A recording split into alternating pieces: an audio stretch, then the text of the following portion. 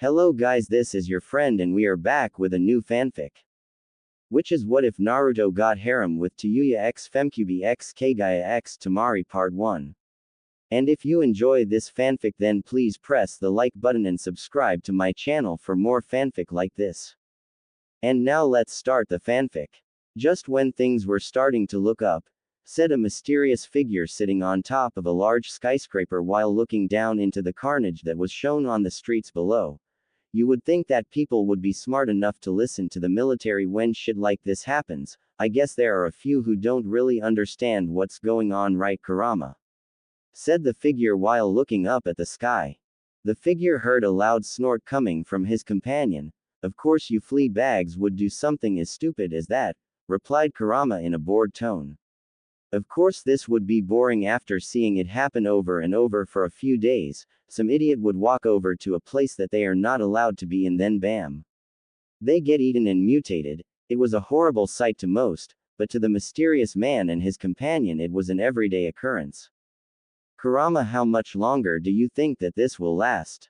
Asked the man. With the help that you provide for those flea bags I would say a week, replied Kurama with a grunt. Naruto, I think we should leave now that the city can help itself and resume your training in the ninja arts, said Kurama in wise tone that made the mysterious man, now named Naruto, laugh like he was being ticked by feathers all over. Gee Kurama, you sound like you're old and wise. I get the old part but wise. As if ha ha ha ha, replied Naruto, who was clutching his stomach from the thought of Kurama wise. Due to this he missed Kurama's angry roar from within his mind. However, Kurama will get his payback against his blonde-haired Jinchuriki. Shut up, brat. I am the mighty Kyuubi no Kitsune. The one that can destroy mountains with but a swish of one of my 9 almighty tails. Said Kurama with a puffed-out chest. Yeah.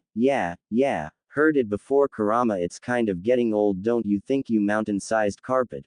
Replied Naruto while pondering what Kurama had said. He was right though, he should get back to his shinobi training. While he may be advanced in most of the subjects he could get better. After all, there is no limit he can hit anymore thanks to the past events that led up to this point. With a sigh Naruto pondered to the most occurring events that had lead up to this point in time. Flashback. We find ourselves looking at a young spiky blonde-haired boy with crimson tips sitting down on his bed reading a book about advanced Fuinjutsu studies and a book about elemental chakra natures. The boy himself was about 7 with a height of 3 feet 8 inches, around about the height of most boys his age. He currently wore a short-sleeved blue shirt with a matching pair of Anbu pants. This boy was Naruto Uzumaki Namikaze, son of the 4th Hokage and his wife Kushina Uzumaki.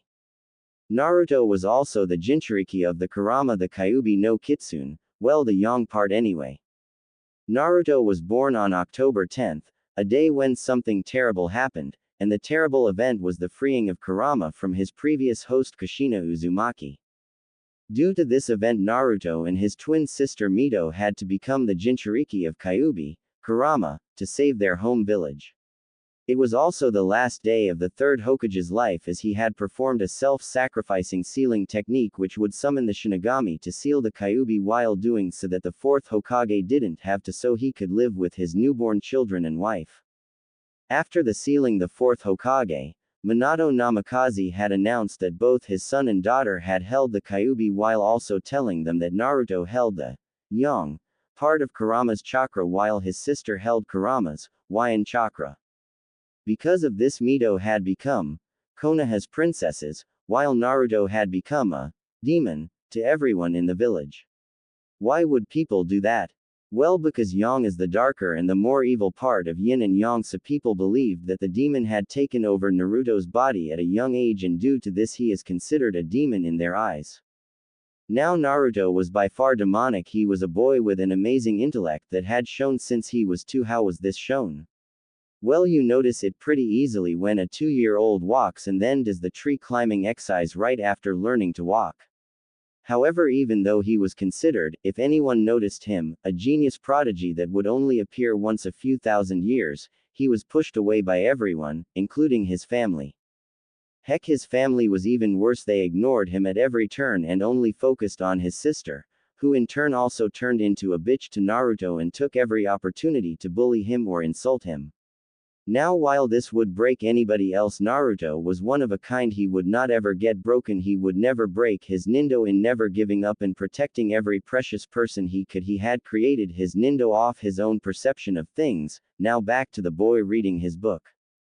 Damn, this is boring, thought Naruto as he had already read everything in this book multiple times to make sure he never decreases in his Fuinjutsu knowledge. Sigh.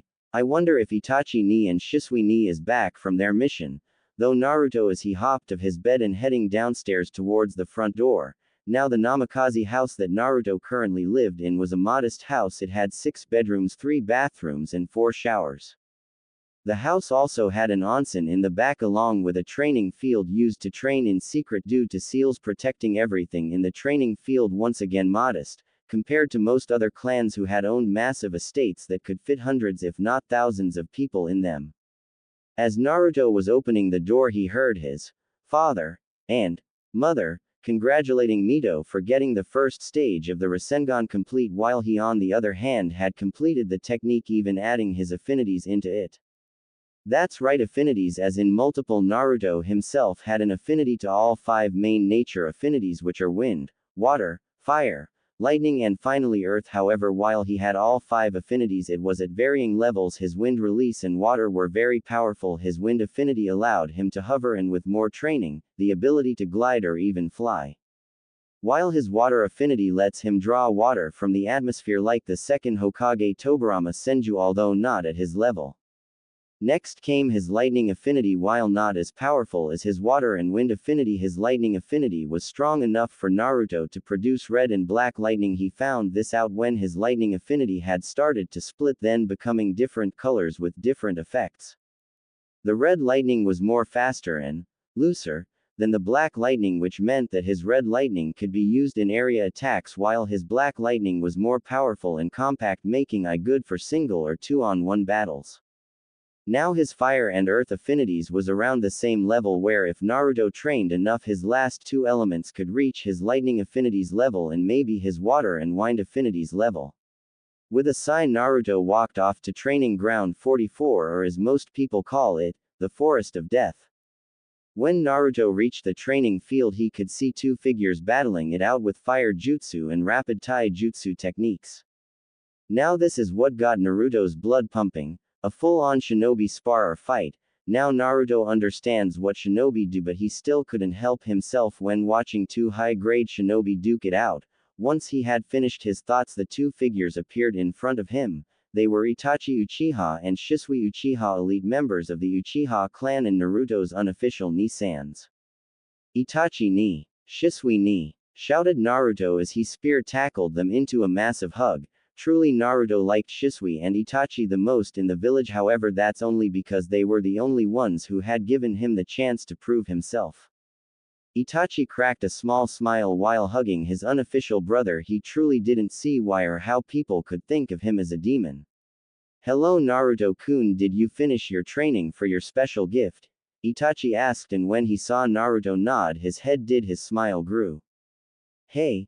Screamed Shisui, tired of being ignored. When he had got Naruto's attention, he had a full-on smile on his face.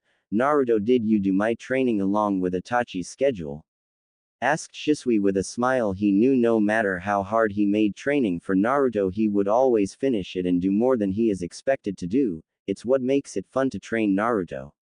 Of course I did, Shisui ni. Who do you think you're talking to? Said Naruto with his chest puffed out in pride.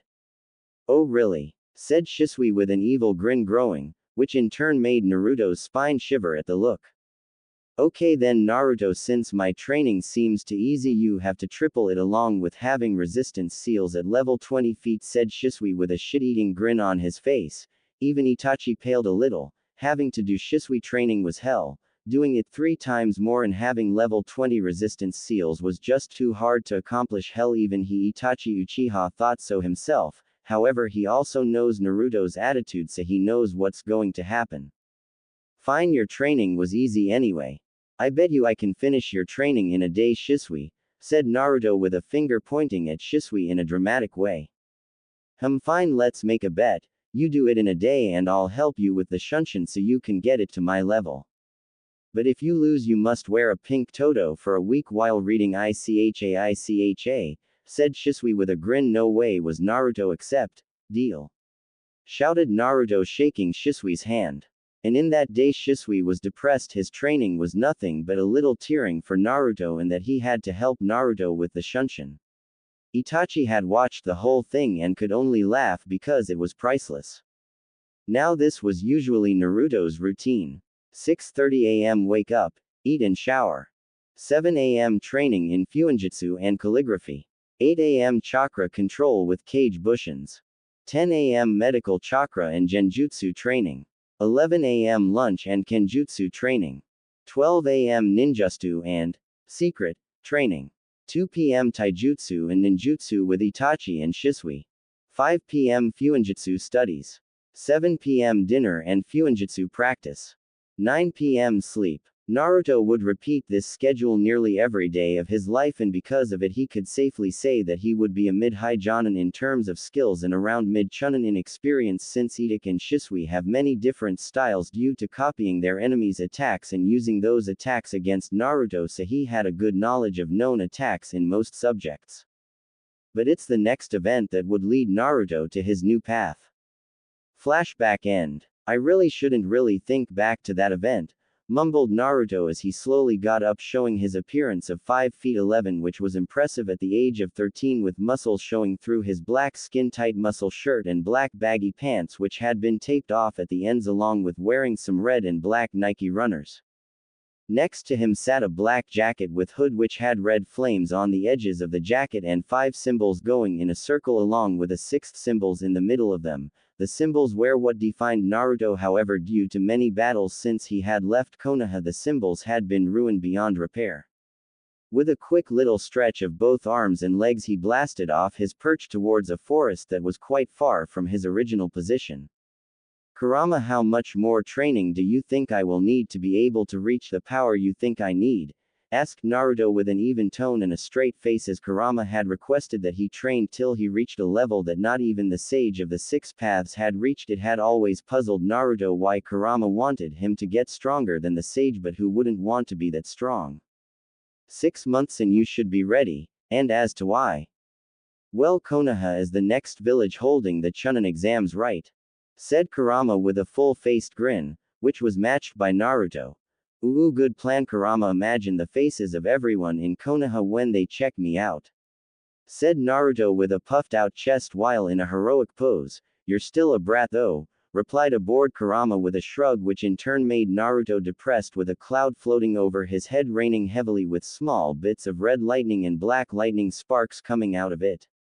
Shut up, I'm going to be the one who brings peace, you hear me? And not because of the fact you said I should, said Naruto with his nose held high in the air, which made him miss the tree he ran into. Thud. Ha ha ha ha, said Kurama as he rolled on the floor on his host's mindscape while crying tears due to laughing so hard.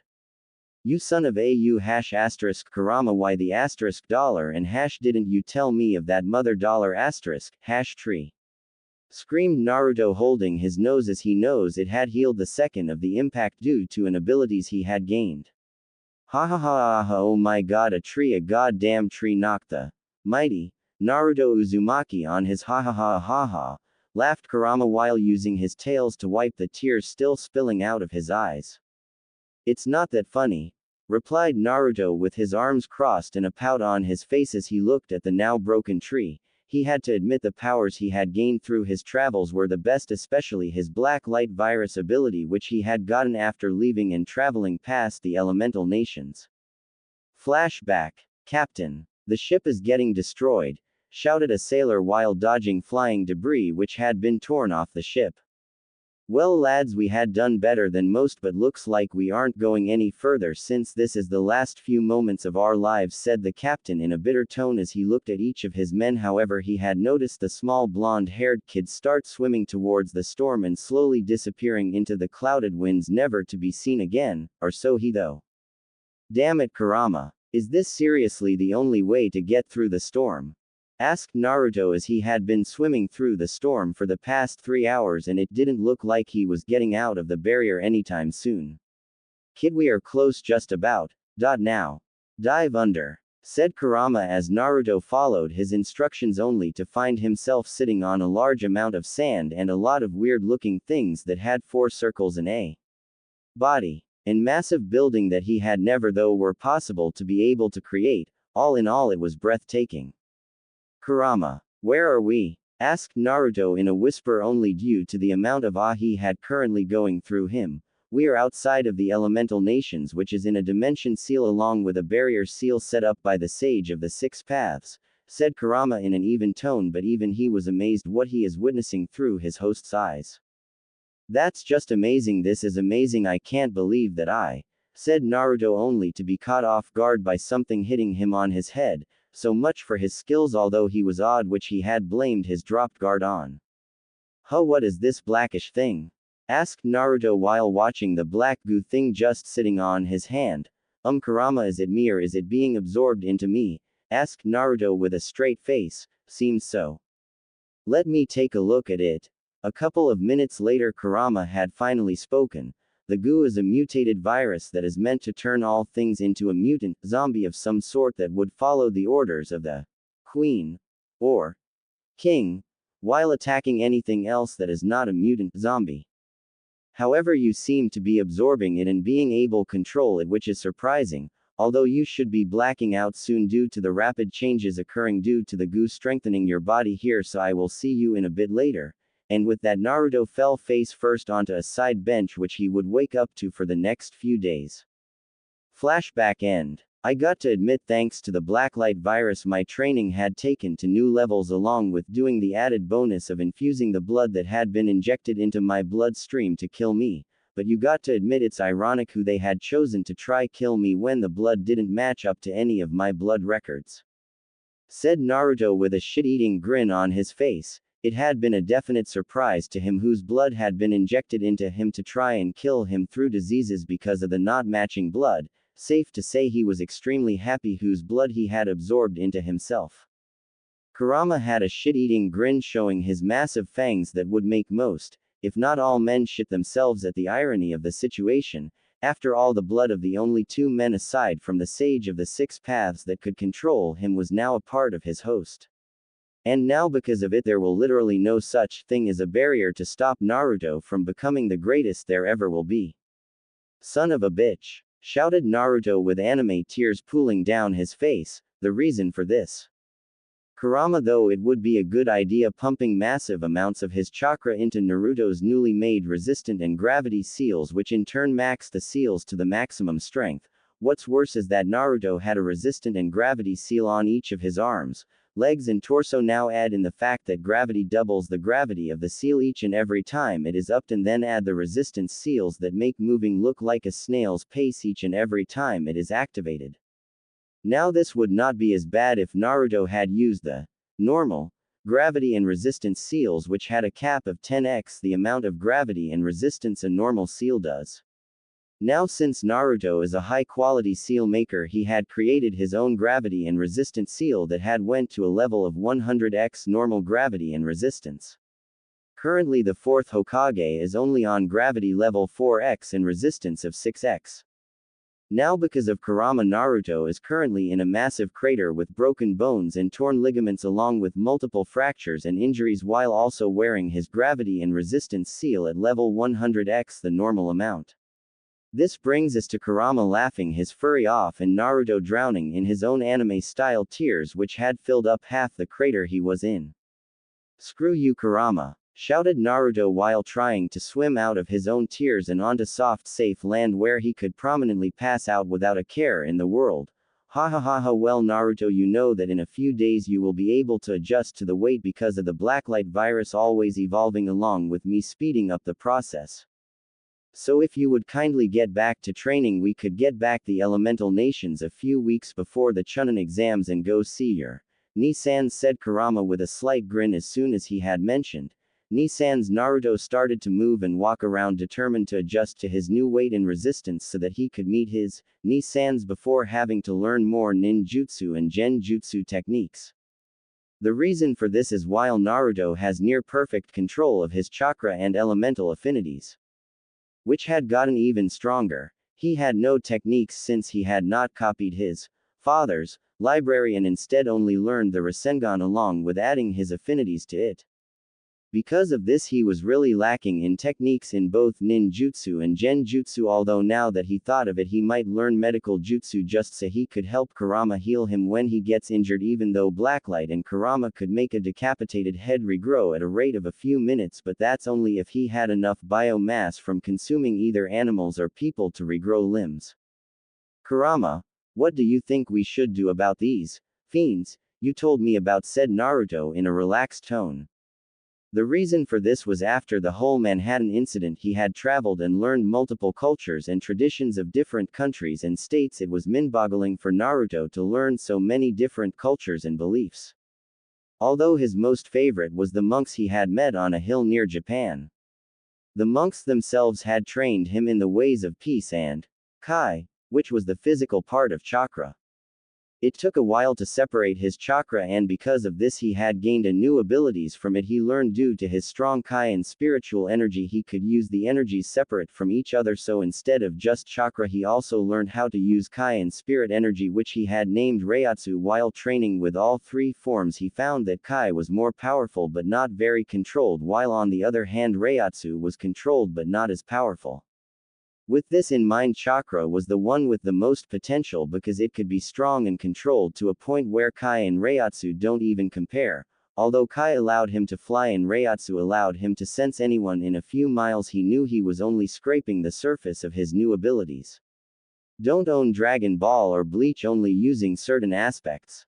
But currently his problems were with what Kurama had called fiends, which to him were what true demons would look like. He had faced a few of them along with what appeared to be followers. He guessed the followers were seriously ninjas with a fetish of spider symbols all over their cloths and probably their bodies if he had to guess.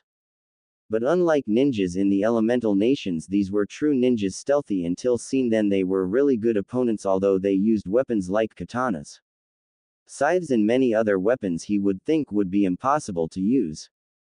This was one of the reasons why he had taken to learn kenjutsu as well. His sword was special though, as it was made from his biomass. Originally it was a massive blade that was connected to his arms, but it was way too big to be used with finesse, so he had combined his biomass with a katana he had found on his journey to make the most unbreakable sword on the planet, and best part, he could use his affinities to strengthen his weapon even more.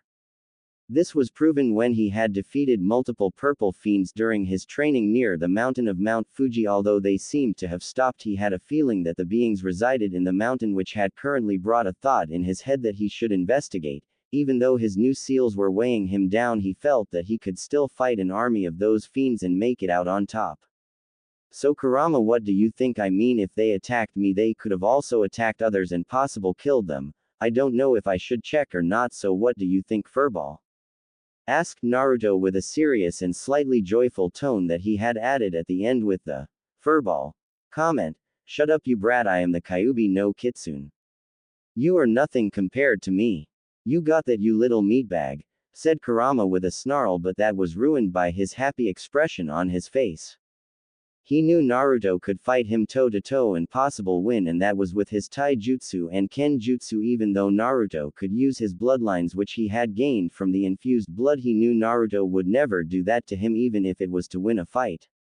That's what Kurama liked about him. He was always fair to everyone and gave them chances, a change that Kurama took to become his friend. Even though he was the darker half of his body, he still knew even if Naruto didn't try become friends with him, he would have had a partnership with him later on. It brought a little sincere smile to his face, although it went away when he heard Naruto's response. Ha. As if, Kurama, you know I can kick your while I have my eyes closed and with my arms restricted. I bet I could kick your even with one finger, you overgrown fleabag. Hell, I bet you gained you title of the Great Kyuubi no Kitsune cause of your wet dog smell. Ha ha ha ha ha, replied Naruto with tears streaming down his face as he had one-upped Kurama, which he regretted after Kurama gave him the mother of all headaches. Ungrateful brat. I could beat you while sleeping.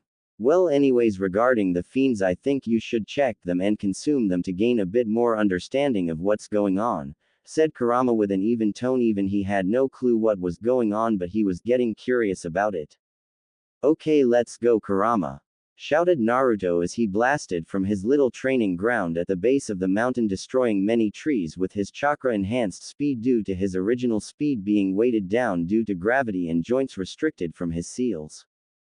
But he had to come at a stop when he almost crashed into an old man who was bold with fuzzy white eyebrows and white chin hair that had reached his chest and the distinct clothing of a traveling merchant that not a lot of people would see nowadays. "Hey old man, are you okay?" asked Naruto with a hand sticking out for the old man who fell due to the wind speed made by Naruto as he had stopped.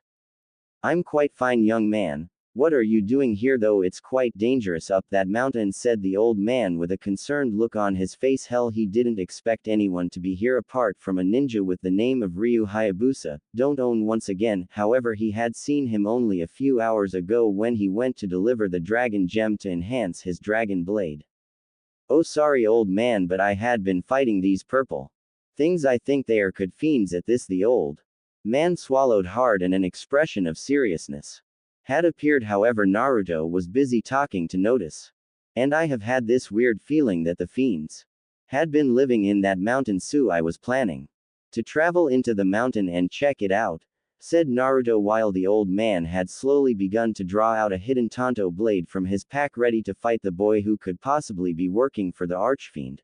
"Old man, put your blade away. I can sense you doing it even though your emotions say you're conflicted and confused," replied Naruto with an even tone. He could feel the old man's emotions in his Reiatsu and Kai levels, and for an old man he was really strong. Well, for people outside of the elemental nations. "HHH, how did you know that?" "I had spent many perfecting silent kill techniques," said the old man, flabbergasted that he had been found out. He had completely missed out the fact the boy in front of him could sense emotions. "It's a gift, you could say. Anyway, my name is Naruto Uzumaki Senju Uchiha," said Naruto with a grin. He had figured out since he had the blood of two people from the Uchiha and Senju clans, he might as well use the names. After all, he was technically related to them now. Naruto Uzumaki Senju Uchiha, quite a long name, my boy. My name is Muramasa," said the old man, now named Muramasa, with a slight bow, which he regretted when his hip cracked.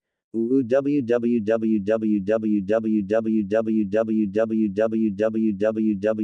my back," screamed Muramasa as he was holding his hip in pain, in which Naruto simply walked up to him and transferred some of Kurama's chakra to heal his entire body. Muramasa couldn't explain the feeling. He was in pain a second ago, now he was feeling at peace and feeling like he was a 20-year-old. The first thing he noticed was that the boy Naruto had placed his hand on his back while releasing an energy outside his body. It was similar to Kai, but at the same time wasn't. It was better. But sooner or later the feeling went away when Naruto moved from his position to stand back in front of him. "Hey old man, you feeling better now? I had used some of my energy to strengthen your body and heal it to a level where you won't feel any pain, although I would advise you against doing anything strange activity from now on. Traveling is fine and all, just not skydiving or something," said Naruto with a shrug. He had seen quite a lot in his time here when traveling Europe and Asia. Although Australia was a fun place to relax, it was quite and had a lot of places to camp. "My boy, I don't know what you had done or how you had done that, but thank you," said Muramasa with a sincere smile. The boy in front of him was special. "Boo oh. What the hell?" said Naruto, looking up to what looked like a dragon with extra limbs. He had seen the old man's face when he saw the beast and he became saddened. "Old man, keep safe, I fight that thing." With that, Naruto ran at the speed of light and delivered a powerful cranium kick. When he had reached the thing, it was truly the coolest looking thing apart from Kurama he had ever seen. It looked so badass. Then he had noticed a dude in all black on the floor with a woman helping him up. However, he was cut from his ponderings by a big tail aiming to hit him into the ground. With a dash to the left, he had landed on the beast's back. His dash ability was from his blacklight along with glide, which with his wind affinity made it seem like He could fly, although it was hard. The most he could do with his wind affinity was glide, but since his blacklight abilities allowed him to do that anyway, so there was no point in wasting his chakra, even though because of his control and amount it would take a stupid amount of constant S-rank jutsu to even waste even a quarter of what he had. Oh look, the tail again. Su original. I think Kurama actually owns that since he has 9 tails to swipe at people. Su, this dragon beast thingy got nothing on Kurama. Oh no you don't, you overgrown lizard. With that, Naruto jumped high into the sky, creating his first original jutsu, Futon, Rasen Shuriken. With that he hurled the spiraling shuriken of death into the back of the massive beast. Time to finish this. With that he unsealed his bio sword and slashed straight down, splitting the dragon into 2 while also absorbing the beast into himself. Due to this, his bio sword had changed into a sword similar to the blade that the black ninja dude had across from him. The main difference of the blade though was that his blade's color was crimson with a black outline at the edges of the blade with a cross guard of a dragon spiraling around the blade. The handle also changed. Before it was just a black cloth, now it was a crimson cloth, this black diamonds going down the handle. It truly looked amazing. Hell, he could feel the power of a archfiend dragon crossbreed in the sword. However, before it was a being of pure hatred and evil, now it seemed like a wise and controlled being. Since being absorbed into the blade it was a nice feeling for some strange reason. Well, it was until the man started to attack him for no sudden reason. Although Naruto could tell he would get his kicked in a weapons fight, he would still destroy the man with his pinky finger if he bothered. Could you please stop attacking me? First the old man and now some random dude who was getting his kicked started to attack. Man, people today, who are you? Said the man in a cold serious tone. It was kind of badass how he looked and sounded. Maybe he could wear a similar outfit. Yo, name's Naruto Uzumaki Senju Uchiha no. One badass and the ultimate ninja. Said Naruto with a puffed out chest, which he lost soon because be heard giggling from the woman. Before that stopped the ninja's battle instantly. Naruto, because it was depressing, his badass moment got ruined by giggling. The man in black, because it was just stupid. With a sigh the man lowered his weapon. My name is Ryu Hayabusa, ninja of the dragon lineage, said Ryu with an even tone. Then he noticed that the archfiend's corpus was gone and that it meant he could finally go home and help his village. Thank you for your assistance, but I must return to my village to help with repairs, said Ryu with a light tone and due to his mask and headgear an unreadable expression. Sure. Also, if you pass by this village near a couple of mountains about 100 kilometers southeast, can you tell them I'm okay? I think it was called the Hidden Village. I don't know why, but yay, it took a while to repair though. It seemed like a hurricane and fire hit it. Well, see ya, said Naruto, walking away with his hands in his pockets while about to fall face first of the side of a mountain so he could start his trek home. Wait, said Ryu with a surprisingly pleading tone. Was there a blind man called Joe? Said Ryu. Depending on Naruto's answer would depend on what he would do. Yeah, he used to be blind. While I was there I decided to heal everyone there. I healed his eyes and most of the villagers' illnesses and disabilities. It wasn't that hard, said Naruto with a shrug. It really wasn't hard with Kurama's chakra. If that's the case, I would like for you to come to my village and learn the ways of Ninpo for your actions here and for helping my village rebuild, and if you did help my father with his blindness I give you my gratitude. Do you accept? Asked Ryu with an even tone. However, anyone could hear the joy in his voice knowing that his village is fine. Should I, Kurama? Asked Naruto. While he did have time to waste, he wanted to see his Nisans, but learning this Ninpo sounded interesting and maybe learning Kenjutsu and weapons from this man would be a very good thing. While Naruto owned him in nearly everything, the one thing he couldn't hope to beat the man in front of him was with weapons. It was amazing how good he was.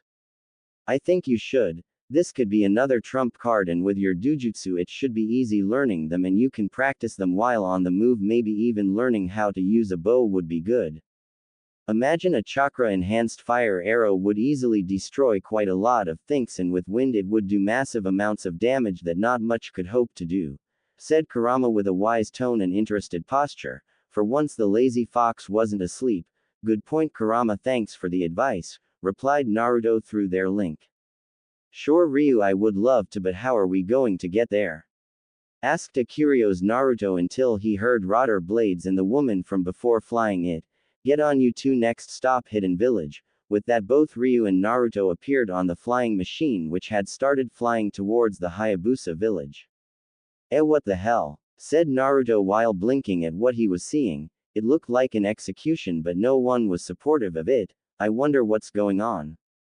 Walking up from behind the large group, he heard some mummers saying, "No, not the hero of waves," or, "Why him, he saved us all," and a bit of, "Damn Gato, that filthy bastard." All from that Naruto knew this wasn't right. He knew that the man being held up right now was innocent and the one holding the execution was the one in wrong, so, as Naruto Uzumaki, he won't let it happen.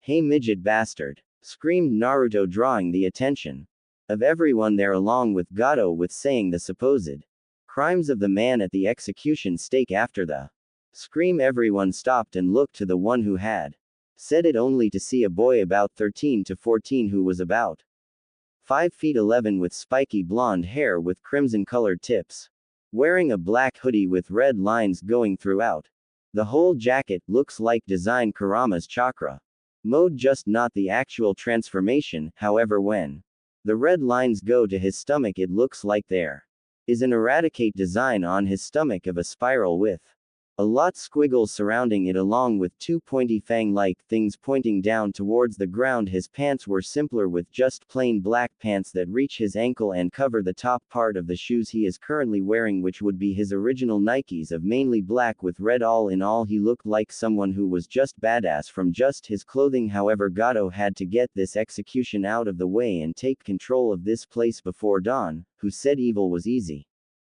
Then he remembered what the brat had said. "What did you call me? Kill the stupid brat now. Whoever does get $1 million right here right now," screamed Gato while red in the face due to the anger he currently had at the stupid little brat.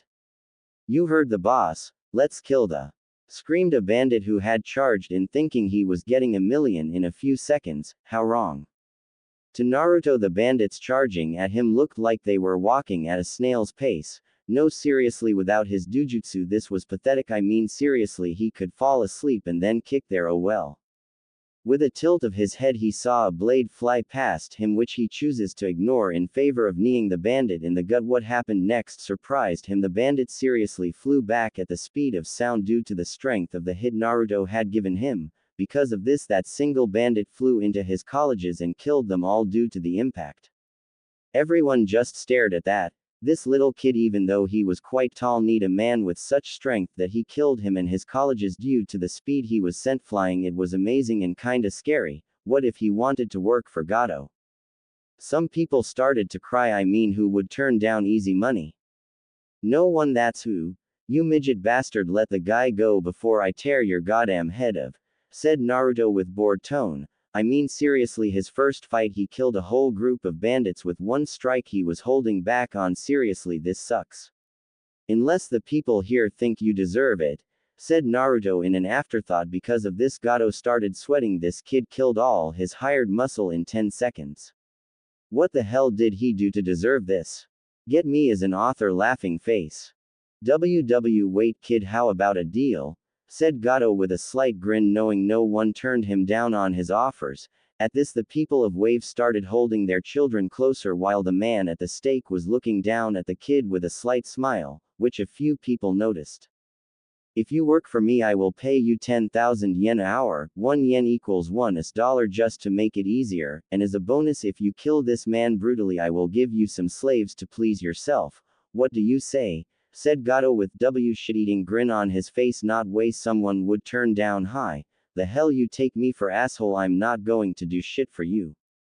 My name is Naruto Uzumaki and I will always help the ones in need, and I will always protect those close to me, so take your offer with you to hell, cuz you just pissed me off, you asshole," said Naruto in a pissed off tone with a hint of rage and anger in it. At that moment, the people of the Wave started to cry. The heavens must have sent this boy to save them. There was just no way people do this for no reason. While people were thinking these thoughts, Gato, in a last-ditch effort, grabbed his cane and a sword from his dead bandits and held it at Kai's throat in attempt at stopping the blonde-haired monster from attacking him. "Step one more foot closer and he dies," said Gato, who was grinning like a loon, thinking he would now be safe. "How wrong? Who dies?" asked Naruto from behind Gato. At this, Gato attempted at slicing Kai's neck. It would have worked if he was still there. At this Gato looks up to see Kaiza and his family hugging together with tears of joy pooling down their faces. At this Gato looked up at his soon-to-be killer which now looked like a god with how the light illuminated him. Naruto took no time in lifting the midget up with one hand. Gato, I don't know you at all, but from the way the people here talk about you and your previous actions tell me that you are nothing but scum. But I don't believe it. At this the crowd was dead silent. Was their new hero going to help Gato? Was him being nice all an act? They hope not. No. You are worse than scum. Trying to break families apart, crushing all their hope. No. You don't deserve to be scum because you are no longer a human. You are a sin itself that I will kill to help others. I'm not naive enough that everyone should get a second chance. However, I do give everyone a second chance, but you blew it away. So sorry Gato, but your time ends now, said Naruto in a straight face with a depressed tone. He slowly lifted Gato up, who by the way was shouting angry things, and threw him in the air and bio-bombed him while also absorbing Gato's knowledge for bank statements, his slavery rings and his businesses. He probably will give most of the money Gato owns to the Wave and a few businesses to Wave as well. Sigh, well that's over, said Naruto in a depressed tone. He hated killing. It truly was one thing he hated with a passion, but it was a must sometimes. A few seconds after Naruto killed Gato, the people of Wave jumped up and chanted, "Hero," while grabbing Naruto and throwing him up. It truly made Naruto feel better to know that he was considered a hero here. Unlike his hometown. Flashback before Naruto left age 10. Demon, shouted a group of villagers trying to capture the Kyuubi brat. No, not their princess but the demon boy. Why do you all want to hurt me? Screamed Naruto. All throughout his life he had gained only pain and betrayal. The villagers had always hurt him, always called him names and had always made life hard for him. You would think that being the son of the fourth Hokage would help him out, but no. Even the fourth Hokage and his wife didn't help Naruto. To them Naruto was a failure in both a son and likely ninja, although they haven't even trained Naruto, thus they don't know how far ahead Naruto is truly from Mito in everything. And the kicker is they ignore the fact he gets beaten up. Hell, they don't even care. Then the betrayal of the Ichiraku family. Naruto always thought that he was welcomed there until he found out they put poison in his ramen. That hurt Naruto the most. All those smiles while he was eating were fake and they truly were smiling for his death due poison. It truly made him sad. Then the next people he cared about were his godparents Jiraiya and Tsunade. Tsunade didn't even try to be a godmother to him, only to Mito, but Jiraiya on the other had tried to at least talk to Naruto, but Minato the fourth Hokage always got him to tell stories to Mito about him. At least Jiraiya didn't brush him off and tried to help him. That thought brought a smile to his face. There will be people who will accept him, he just has to find them. Jiraiya was proof, he just needed to get to know him. What's the demon smiling about? Asked a villager who had brought a kitchen knife to stab the child through the stomach for killing his cousin's wife's sister, niece, cousin's child. He was rewarded with silence. When he had turned around, the only thing he had saw was two gleaming red eyes with three black tomo spinning slowly. After that he fell to the ground unconscious. Naruto only looked in the pair of eyes and slowly he smiled, a smile that reached his eyes, and with that Naruto ran to them and gave them a hug while both of the owners with the red eyes returned it. Yes, Naruto now knows it is possible to get people to accept him if he tries hard enough. With tears streaming down Naruto's face, he slowly falls asleep hugging his new unofficial knee-sans. Flashback end. With a smile, Naruto was let down so his feet were touching the ground below him. With a fire in his eyes, Naruto shouted a few words that made the villagers tear with joy. The wave is free. And with that there was a party that ranged for 3 days and nights, all while celebrating a new hero of the wave. Which brings us to Naruto sleeping on a bar table with a bottle of sake held in his hand, due to his blacklight virus, which he now considers a bloodline. And Kurama, he could never get truly drunk and he can enjoy the taste of sake when he celebrates and not accidentally kill anyone while drunk. I mean, what do you get when a drunk person with strength that can shatter mountains gets pissed off and tipsy? Total destruction in general area and a few miles around it. Truly Naruto enjoys life. Excuse me, said a voice that sounded like he met his superhero for the first time. When Naruto looked down, he saw a kid with a bucket hat wearing light blue overalls with a tan shirt underneath looking up at him with admiration. It truly warmed his heart that he saved this kid from feeling the pain Gato would have surely done if he hadn't helped out. Yes? Asked Naruto with a slight smile and a relaxed posture. I mean, when you are nearly indestructible, it is kinda hard not to enjoy being relaxed in a safe area, even though it's not a good thing to do. You're the hero of the wave, right? Asked the kid with hope growing in his eyes. Along with his eyes, he could also tell that there was excitement in them as well. Yay, that's me. Whatcha need, little guy? Asked Naruto with his smile still in place. Oh. My two-san told me how you beat up Gato and saved everyone along with the previous hero of the wave. That's so cool, and because of that you have to see what the others have done outside. Look. Said the child with energy that only children could possess. Ha ha ha, okay, I'm coming. Said Naruto with a small grin on his face as he stood up and left a generous tip for the bar worker before he walked out following the small child. They had walked until they had seen what was built in the middle of the small village, and what it was shocked him. It was a picture of him with his arms crossed and a smile on his face looking out toward the front of the village. It was amazing they did this in only 3 days while drunk. And the statue had been made with almost perfect detail. They even had the symbols on his back, which most had not noticed while he was beating Gato. The symbols was a 6 magatamas on the outside in a circle, then on the inside there was the kanji for the names of all the tailed beasts going from the first tail Shukaku, Matabi, Isobu, Son Goku, Kokuo, Seiken, Chome, Yuki, and finally his partner Kurama, and in the middle of it was 3 connected tomos. No one really knows what that means because Naruto is the only one who knew what it means. Still, it was nice seeing people doing it for him. While Naruto was pondering, he heard a few people talk about making a bridge so their trade could be a lot more easier and better. Listening to their points, Naruto had an idea about that. After finding out where they were making the bridge, which was at the front of the village, Naruto waited till everyone went to sleep. With everyone asleep, Naruto continued with his plan. Standing in front of an edge of a cliff, Naruto put his hands together and guided chakra into the ground. After a few seconds of waiting, hundreds of roots shot from the cliff face and connected with the other side. Forcing more chakra in, he made the wood clean itself so it was flat and straight, along with being shining, which signaled that the wood being used was a special type of wood that was more durable than steel and it was resistant to fire. After that, he made more roots turn into fences that surrounded the bridge to make sure it was as safe as it could get. It took around about an hour because Naruto actually had no jutsu or way to train his Mokudan chakra, so it was easier to use. Currently he was finishing up on the bridge by adding supporters underneath the bridge. Even though it wasn't necessary, it was just so the people felt safe going across the bridge. With the bridge done, Naruto decided to fall asleep while leaning against a fence he had made. Soon soft snoring was heard coming from Naruto. What he didn't know was that the small child from before was watching the whole thing. Moving away from Naruto's spot, he quickly gathered people who were still awake to get everyone else to see something Naruto did. The villagers did so in a few minutes, and when everyone saw the bridge, they smiled and waited for the child to wake up tomorrow. When Naruto came to, the first thing he saw was that there was people surrounding him. He first thought he was under attack until he saw he was on his bridge. Hi everyone. Naruto spoke, still half asleep. He slowly got up and got into a massive group hug with nearly everyone in the wave. It was kinda cool, everyone liked him and all.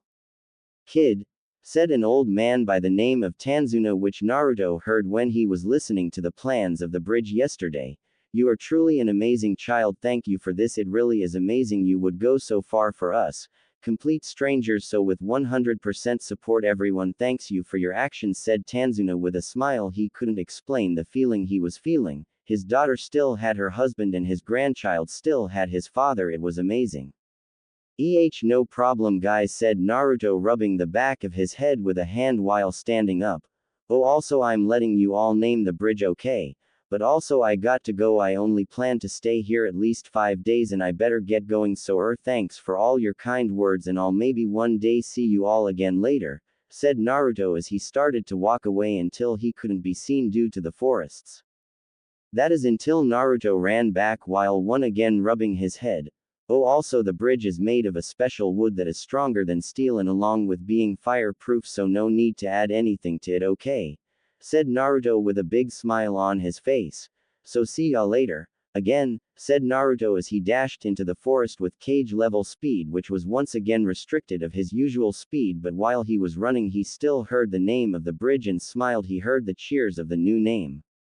The Great Naruto Bridge. It brought more joy to him. All his life he was fighting against others, trying to make them see him for him and not the furball inside of him. No objection to being called furball. Yep, Kurama's asleep, lazy asshole. At that point he heard a slight grumble from his mind. Sino well summoning jutsu. And with that a poof could be heard and a small phoenix had appeared.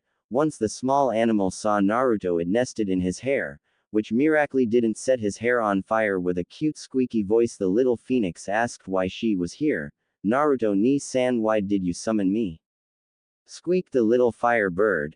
Hey Rai, I was wondering if you could scout ahead and tell me how far Konoha would be. After that I'll give you some sweats, okay? Said Naruto in a loving way. He truly loved his summons, both the dragons and phoenixes. They made him feel safe, along with the grumpy fox, but he won't tell him that. Too late, heard it, said Kurama with a smirk. He also wouldn't say that he too cared for Naruto. And I heard that, fuzzball, said Naruto with a smile. Okay, Ni-san, it'll look. Also mommy wants to see you soon, said the tiny phoenix as she flew off. Naruto smiled. He truly did love his unofficial family, and with that he set off to Konoha. At the gates of Konoha the two gate guards Izumo and Katetsu were working diligently to keep Konoha safe from her enemies. How, you may ask? That's simple. Playing poker while half asleep. That's the sight Naruto met when he walked up to the front of the gate, the two Chunin gate guards playing poker and ignoring his presence. So what does Naruto do?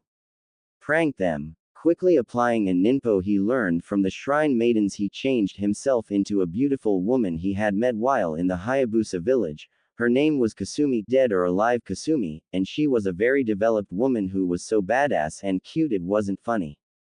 Naruto in Henge slowly walked up to the two Chunin, making sure his transformation swang left to right along with the hips shaking. He grabbed both Chunins by the shoulders and asked in a voice that had hooked the two Chunin instantly, "May I please enter the village?" The two Chunin just nodded before they both shot back with massive nosebleeds that had painted the whole booth red. With a laugh and a camera shot, Naruto transformed back to normal and simply walked through the massive gates to Konoha. Seems that this pathetic village hasn't changed much, said Kurama with a grumble at being back in the village that had sealed him not once, not twice, but 3 times, although his third time was very good. Well, for him, he doesn't know about his other half. Maybe that's something he could think about later on. So what's first on the agenda, Naruto? First is relieving my blood clone from his duty. I guess. I don't know if he was pampered after I left or treated worse. Guess I'll see soon, said Naruto while locking on his blood clone's signature. Now you might be wondering how Naruto knows the blood clone jutsu. Well, he actually learned it before leaving. He didn't want people going after him as soon as he was classified missing, kinda why he left elemental nations in the first place. He had created the clone with his personality to see how the influence of the villagers affected him. Now the clone knows he is a clone and he doesn't really have emotions itself, but he displays them for the experiment. Although since it's a blood clone, Naruto will gain its memories even if Naruto tried to ignore them. With that thought, Naruto arrived to a broken apartment, not really where he expected his clone to be. He must be there to visit someone. He walked up the stairs and finally reached the room where his clone was. The first thing that greeted him was the word demon written on top of the door itself. Expecting the worst, Naruto slowly opened the door only to tilt his head to the left, dodging a kunai that would have taken an eye out and probably kill someone if they didn't know of it in the first place. Walking into the room, Naruto heard someone crying. Walking to what looked like a bedroom, he went to the bed and flipped the cover off to only see something that brought tears in his eyes. There his clone was crying while holding onto another 2 people. These 2 people had distinguishing features that had made them stand out, but looking to why he was crying, there was the clone, malnourished beyond point, looking frail and beaten, then the 2 people looking at his clone with tears streaming down their faces. When they finally looked up at their assailant, they gasped. There in front of them was almost a perfect copy of the boy they had been with for the past 2 months. With a small hint of fear, they both asked in a defeated tone, "Are you here to kill us? I know that we don't have the money to pay for this place, but we can't afford it. Please give us a chance." asked the two. Now that Naruto looked at them full on, he notices they both were girls. One of them had blackish blue hair that probably reached the top of her shoulders in a wavy manner and had soft black eyes that had the emotion of suffering in them, soft light lips quivering from sadness. She barely had anything on her person, only a loose black shirt with long pants both in black. Her skin had a shine to it but you could see some bones. She probably was only lightly malnourished. The other one though had blonde hair with red tips at the end, sort of like his hair. She had blue eyes sort of like his old ones. By old ones he means before blacklight had changed his eye color, it was cooler crimson, and the dujutsu he had also gained strength due to the virus bloodline. She had red lips that too were quivering like her counterpart. She too had a loose shirt, however her shirt color was green while her long loose pants were white instead of black. Finally he assesses his clone, and it was so sad it shown him how much it was a right choice to leave the village. Deciding to end the suffering he had placed the clone under, he grabbed his head and said in a tone that made the three occupants on the bed relax, "Blood clone. I'm sorry for all the pain I had caused you by leaving you here, but thanks to you I can finally protect my precious people, and because of that I will remember to summon you as a clone when I get a better suited technique, so thank you, and I will promise that I will protect you friends. Thank you and enjoy the rest you deserve." With his peace said, Naruto dispelled the clone, who had given his creator a smile knowing his friends were safe and he could finally relax. With a poof, Naruto's clone dispelled into nothingness. Naruto quickly grabbed his head due to the memories of his clone, and the one thing he had to say was, "I'm sorry."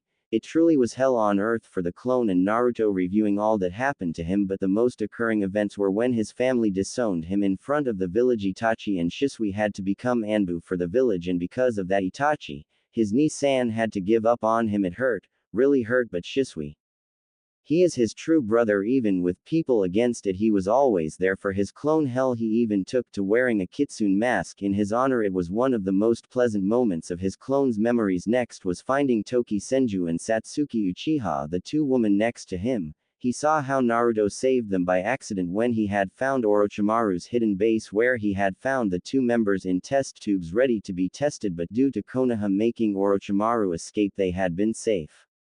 Then next lead to his clone become really close to both of them. Seems as if his clone was dense because he could see that they both loved him easily. Whether it was from his actions as a person or from saving them, he doesn't know. Then came the three of them attending the academy. It was easy to see that his clone was sabotaged in everything, whether it was education or taijutsu. It was horrible, but even worse was that Toki and Satsuki were treated bad because Naruto was friends with them. Although they hadn't gotten sabotaged, they constantly got picked on because in others saying they were nobodies who could get killed and no one would care. That pissed him off instantly. Then came the Mizuki incident, where his clone had stolen the forbidden scroll from the Hokage office and learned the Kage Bushin, which was ridiculously easy. After that, his clone had copied a few techniques that went with the Kage Bushin, like the Bushin Daibakua and Shuriken and Kunai Kage Bushin no Jutsu. They were great techniques, and the best part, his clone had copied every Mokuden jutsu ever made along with the elemental training for it. Then came the events of now apparently Naruto, Toki and Satsuki had to pay 5 times the cost of the actual price to live here, and because they couldn't get enough today, they were expecting to get kicked out and thrown on the streets. That saddens him to no end, so with a jump he picked both girls and placed them in a fireman position and jumped out of the house and into the forest of death. Now both girls were scared a stranger killed Naruto or dispelled him and then taken them to the one training ground everyone was afraid of and then set them down. Satsuki, thinking for the worst, said if he could kill them first before raping them, or at least knock them out for it, and Toki also saying things along the same line. That made Naruto cry a bit. Who could do this to others? He knew it was hatred for Kurama, but seriously it wasn't right. With a sigh, Naruto sat on his in a cross-legged position, looking ahead of him into Satsuki's eyes and Toki's. He started talking. Hi, my name's Naruto Uzumaki Senju Uchiha, formerly Namikaze, it seems. Although I got an idea of what to change my last name into because it's too long. My likes are Toki Senju and Satsuki Uchiha, who I had found in Orochi Tem's test tube 3 years ago. My other likes are sleeping and cuddling with you and eating ramen with the two of you. My dislikes are rapists, cold-blooded killers, perverts, and those who treat you both wrong because of who I have inside me. my dreams for the future are to become the best Hokage ever and to bring world peace like the how Jiraiya had tried to do and like how the Raikudo Sennin had done. My hobbies are spending time with you both and practicing Fuin Jutsu along with training and secretly helping you both in gardening. As soon as Naruto said his hobbies, both girls bolted into him and grabbed him by the neck. How dare you? Pretending to be Naruto-kun, you bastard! Screamed Satsuki with her Sharingan activated with two tomos spinning wildly with Toki summoning some roots to keep him in place, but what he said next brought them from anger to love and tears. I won't hurt my Himes no matter what, I would kill myself before I do that, Dadbao. Said Naruto with a smile. Slowly Satsuki and Toki stood up and glomped him, silent tears streaming down their faces. Are you still are Naruto? Asked Toki quietly. The clone had my personality before I left. He was an exact copy and I have his memories and I can say without a doubt I am the one you both have a massive crush on, right, Satsuki-chan? Toki-can. Said Naruto with a grin. He was rewarded with the two blushing standing up. He held a hand out for them both. Now would you girls like to live in a mansion or two-story? Asked Naruto with a grin. He definitely was rich enough for it after the whole Gato thing, and now due to it Naruto now owns a company called Uzumaki Spirals which sells most items and has many businesses along with it, so he was pretty loaded now. But first off we are going shopping, okay, and first thing first, said Naruto with a serious expression which sort of made the two girls start to back away slowly, getting ramen, Dadbao. After he said that, he got a slap to the back of his head which made him chuckle. He really liked Satsuki and Toki. After seeing his clone's memories of them, he couldn't help but comment though, and because of that he would be on the ground holding his head from the pain. Ouch, Satsuki-chan, keep hitting me and I might confuse you for a stronger Sakura, ha ha ha. Said Naruto with a cheeky grin until he was holding his head because of a stronger strike. Okay, I'm sorry, please have mercy. Said Naruto crying and holding on Satsuki's leg pleadingly. Finally she gave a sigh and let him up without smacking his head again. Thanks, Satsuki-chan. Man, you seriously, you and Toki's strength from my memories are no joke. Said Naruto with a grimace as he rubbed the swollen bubble on his head. Man, it hurt. So back to the question, what do you want for a house? Said Naruto as he had already purchased a massive plot of land at the top of the Hokage monument, but it was quite a bit off from the Hokage office which gave a lot of privacy. What do you mean, Naruto-kun? You must know that we were broke, right? Asked Toki with a tilt of her head which indirectly made Naruto think of cute. Well, I have been out of the village for 3 years and I have gained abilities that would shock you to your core, so let's go to our plot of land and you tell me how you want the house, okay ladies? Said Naruto with a smirk worming onto his face. He couldn't wait to see their expression when he makes the house from his Mokudan. Satsuki grabbed Naruto's left arm while Toki had grabbed his right arm with both securely on. He used the shunshin to travel to his plot of land. Now girls, describe the house, said Naruto while taking out a notebook and thinking of some things that he wanted in his house. I would like to have a training field behind the house along with a onsen connected to the house so we don't have to go outside to go into it, along with having an indoor pool once again connected to the house, also a green room so we can garden, said Satsuki with a finger on her chin and imagining how in the hell Naruto was going to be able to make everything before night. Finally Toki decided on how the house would be made. Okay, 3-story with an underground basement which should be held as a library and jutsu practice area with the first floor living room and kitchen along with a theater room and game room. For the second floor I would like it to be sleeping area with 4 rooms, 1 main room that can hold the 3 of us because frankly I've gotten used to sleeping with both you and Satsuki in that room. I would like it to have a massive walk-in bathroom along with closet. For the other 3 rooms I would like them each to have a bathroom but not as big with smaller closets. For the 3rd story I would like a study room and I would like all of this to be in a modern type of building. With her piece said Toki fell silent while looking at Naruto with an expecting look, and Naruto took this as his cue to start. Alright. Girls, move back a bit and be prepared to be amazed, said Naruto in an excited tone with a fire burning within his eyes. When Toki and Satsuki moved back, Naruto positioned his hands into a prayer-like hand sign. This made both girls' eyes widen with shock. Their Naruto couldn't do that, right? Naruto, waiting for the anticipation to get high enough, made his chakra flow, which had slowly made the ground shake. Soon thousands of roots raised from the ground and formed the house both Toki and Satsuki had imagined. It was amazing to both girls. They seriously wanted to jump Naruto but had waited until he was done. 15 minutes later and their dream house was done, and that was the cue to jump Naruto and kiss his cheeks, which Naruto responded with a massive blush that would have made a tomato jealous. Ha ha ha, it was nothing, ya know, said Naruto with a stupid grin, at which Toki and Satsuki kissed his cheek again. It really was their Naruto and not just a fake. Well, we still got to go get furniture, said Naruto in an even tone. He really doubts anyone would remember him unless they see his whisker marks, which had now looked thinner and closer to his face.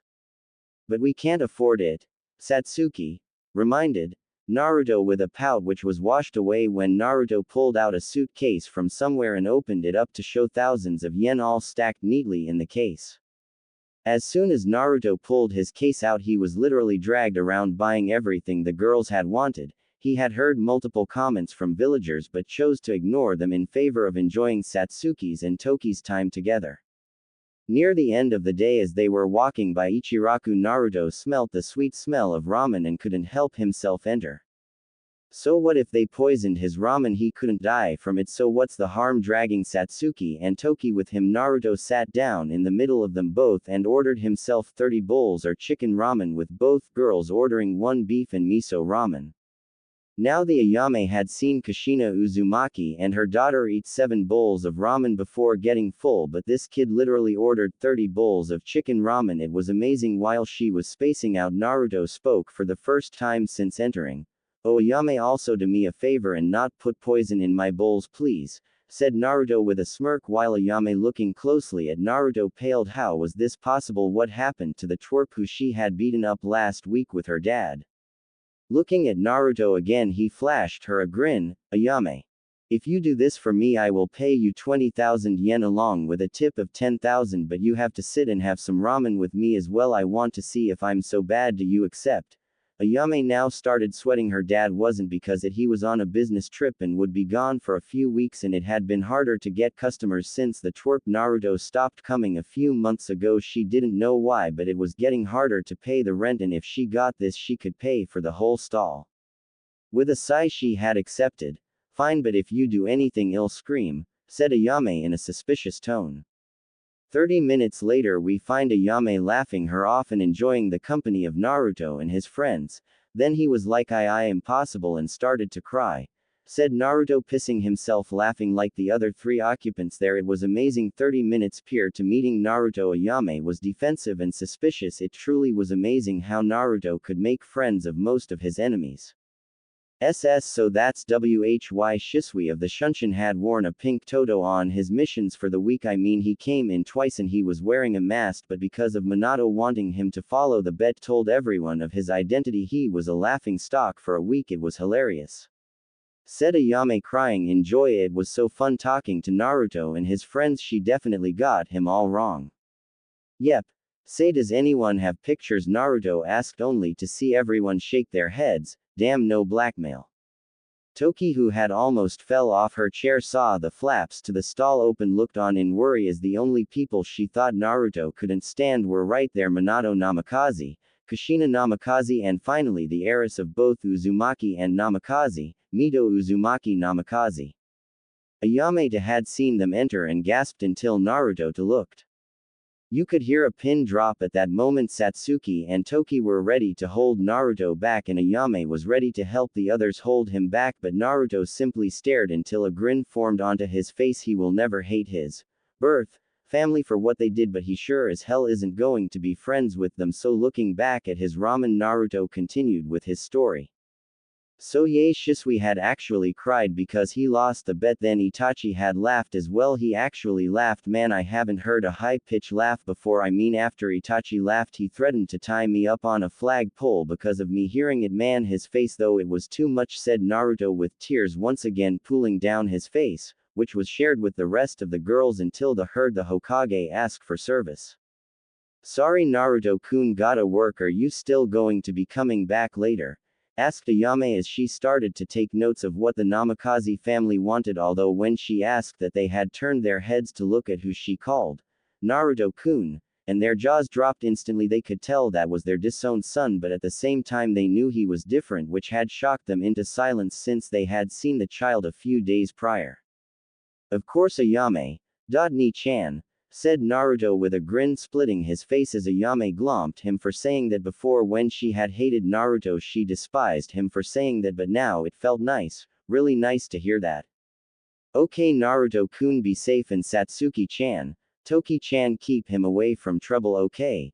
Said Ayame with a grin on her face, which made Naruto retort with a hey. While both Satsuki and Toki grin, then pinch Naruto on the face and start dragging him out to their new house, or they would if Mito hadn't decided to butt in. Hey, losers, what were you doing in here? No wannabe ninjas allowed where they make the food of the gods, said Mito with a superior tone. At that, Naruto's eye twitched multiple times before replying, if that is true, then those with impure hearts may not enter this divine palace at which they serve the food of the gods. Now be gone those of foul hearts, said Naruto in a powerful sage voice, but that was ruined with his cheeky grin that had snuck up on his face. He could hear Ayame laughing as he walked out in Mito's rants. All life is good for Naruto and his two favorite girls, who had resumed pinching his face again. Graduation day. A day where children become ninjas for their village, a day when children become serious and wise adults ready to lead the future. Well, that's the idea. Graduation room. Shut up, screamed Iruka as he had been waiting for the past 10 minutes for people to shut up so that he could finish the role. When everyone fell silent, he started from where he was interrupted from. Okay Uchiha Sasuke, said Iruka, only to hear a grunt from the Uchiha in the middle row. Okay Uzumaki Naruto, said Iruka with a small smile. During the time Naruto was in his class, he had started to like the kid. He was just misunderstood. Expecting Naruto to be late and fail again, he didn't expect to hear a "Yo sensei," looking around for an orange jumpsuit. He thought he was hearing things until an eraser hit his head, making him look up only to see a child with spiky blonde hair that reached his shoulders with crimson tips at the end, wearing a black jumper with crimson patterns traveling throughout the entire jumper, same jacket from before including writing and symbols on back, and also wearing black anbu pants with black bandages wrapped his left leg, which was sticking out of the rows, and also wearing black sandals. Iruka had no idea who he was until the child pointed his finger to his face, where there were faint whisker-like marks adoring his face. Instantly Iruka figured out who he was. He was Naruto Uzumaki, and his face did nothing to hide the shock he had held. At this point the whole class, with the exception of Satsuki and Toki, stared gaping at him until a voice only a monkey screeching could make spoke. Naruto, stop trying to make Mito and Sasuke look bad, you stupid baka, screeched out the owner of the monkey voice, Sakura Haruno, the leader of the SUFC, the Sasuke Uchiha fan club. It was funny watching Sasuke suffer. The dude was a total prick in Naruto's books. Hokage office. Sitting in a room were the new Jonin senseis who would be collecting their teams soon. However, they all wanted some information on their behaviors first, and thus watching with the Hokage the graduation class. Currently Kakashi was crying anime tears when he had heard Sakura's voice and asked if anyone wanted to trade, but that ended in a failure instantly. But what happened next made Kakashi want to trade his whole team up in an instance. Graduation class. You say something? Asked Naruto, who was busy talking to Kurama on how to make a tailed beast bomb with only his own chakra. While it would be weaker if he infused, say, his wind element, it would probably rival his futon. Rasenshuriken in raw power and destruction. Finding himself spaced out again, he missed the shocked looks he had gotten from everyone else. Hokage office. Nope, sorry sensei, I want him as an apprentice. We would work so well, said Kakashi as he was planning if he got the kid to be his apprentice a face mask and a copy of ICHA, but alas, he was denied. No Kakashi, I do not care, you will have Sakura, Mito and Sasuke under Team 7, got that? Said Minato in an annoyed tone as he didn't want another Kakashi lookalike, and worst of all Naruto. Fine, said Kakashi silently, crying. All that time he could be reading ICHA with the kid gone. Maybe Sasuke would be into ICHA.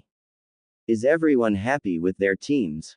Asked Minato with his fingers in front of his face. He still needed to call Naruto, Toki and Satsuki into his office about the lack of Jonin. Also Asuma tell Naruto Uzumaki, Satsuki and Toki to come to my office ASAP, said Minato still looking into the crystal ball and seeing how Mito is doing. With that said, the Jonin had left their Hokage in the office himself. Graduation room. Okay, each of your Jonin senseis will pick you up any minute, so here are the teams. 1 to 6 not important. Team 7. Sakura Haruno, Mito Uzumaki Namikaze and finally Sasuke Uchiha. Team 8. Hinata Hyuga, Kiba Inuzuka and Shino Aburame. Team 9 still in circulation. Team 10. Ino Yamanaka, Choji Akamichi and finally Shikamaru Nara. At that moment Asuma walked in. Team 10 with me, also Naruto Uzumaki and Satsuki and Toki. The Hokage want to see you. With his piece said he walk away with his team in tow. Shrugging, Naruto grabbed both Toki and Satsuki by the hips and disappeared with a shunshin only to reappear in the Hokage office, which had shocked Minato, thinking that Naruto didn't know that jutsu. Minato, putting a poker face on, started to say something until Naruto spoke up.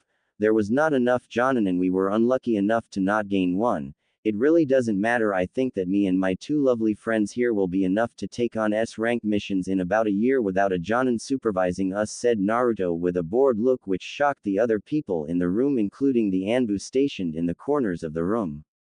Minato, recovering quickly, made a tried to say it would be best if they wait for a Jonin, got once again cut off by Naruto with an interesting offer.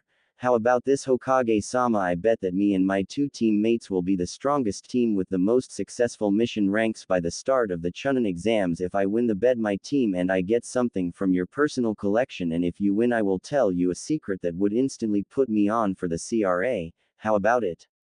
Asked Naruto with a raise of an eyebrow while he watched Minato put some thought into it, but instantly thought that Naruto was bluffing. Call him on the bet. Fine, I agree to the terms. Come here Monday to start you missions. Remember, you need at least 30 D rank missions before getting asking for AC rank. Okay, said Minato, thinking that they wouldn't last a week without a Jonin sensei guiding them. Okay, I agree to the terms, said Naruto, walking away with his two teammates. When they were gone, Minato called one of his Anbu to his side. Look after them, and if they can do a decent job as ninjas, okay, said Minato, getting a nod from the Anbu as he disappeared with the shunshin. Training Ground 43. Okay Satsuki, Toki, let's hear what you're good at and what you're not good at, said Naruto, sitting cross-legged waiting for the two to start. I have a good grasp on the Academy 3 and a decent taijutsu, and I also have the Mokuden bloodline due to my grandmother had an affair with Hashirama before he met Mito Uzumaki, said Toki in an even and relaxed tone. At this information, the Anbu in the tree forced himself to stay put and not tell the Hokage what he had just heard. Okay, cool. I was wondering where you got the Mokuden bloodline from. What about you, Satsuki? Asked Naruto with a tilt of his head. Academy 3 point of mastered, and I also have the Great Fireball Jutsu, and I am mid-chunin in Taijutsu when I use my Uchiha Interceptor stance along with my Sharingan, what has 2 tomos in it, said Satsuki in a proud tone, thinking she probably had the best stats there. That was until Naruto spoke. Okay, I have 3 bloodlines in Kyuubi in me, which grants me a higher healing rate, and because of one of my bloodlines which I had developed while I was out training, I get near instantaneous regeneration and the ability to consume and shape shift. By consume I mean once I kill an opponent, I will have the choice to break apart their DNA and absorb it into my body. With this I gain the target's memories, skills, and bloodlines if they have any. My second bloodline is the Sharingan, which I had evolved into its Mangekyo Sharingan form by having Kyuubi place some chakra into my eyes. Because of that, I didn't have to kill anyone to gain them. My Mangekyo Sharingan give me the moves Amaterasu, Susanoo, Koto Amatsukami, and finally Kumai. Along with this, my Sharingan lets me turn back time for at least 5 seconds if I so choose to do so. However, it is a massive chakra waste, even though I doubt I could ever get chakra exhaustion due to me having perfect control and a tailed beast amount of it. My final bloodline is Mokuden, and I will tell you later on how I had gained both Sharingan and Mokuden. my natural abilities as cage level speed with my resistance seals on, Tsunade with chakra enhanced strength as my natural raw strength heightened senses due to Kyuubi. My skills are cage level taijutsu, cage level kenjutsu, 100% control of chakra, Byuji chakra amount, Fuin Jutsu Sealing Master, and finally Sage of both the Dragon and Phoenix clans. I also have 100% over all 5 main elements, and I am starting to do the Mokuden element training soon. Because of this I can bend all 5 elements to do attacks without much hand seals. Currently I have the Rasengan, which I had upgraded to multiple elemental Rasengans. My strongest however is Futon Rasenshuriken, which is a throw-able Rasengan. I can also do the Kujibushin and Great Clone Explosion along with the Kujibushin forms of Kunai and Shuriken, and that's mostly it, I think. Said Naruto, scratching his head in complete thought. I mean, he learned a lot of shit in his time away, and I mean, how do you tell people that without sounding like you're overcompensating? I mean, imagine if he said he could use the physical and spiritual part of chakra separate and being able to fly along with doing ninpo attacks that could be each classified as A rank or S rank.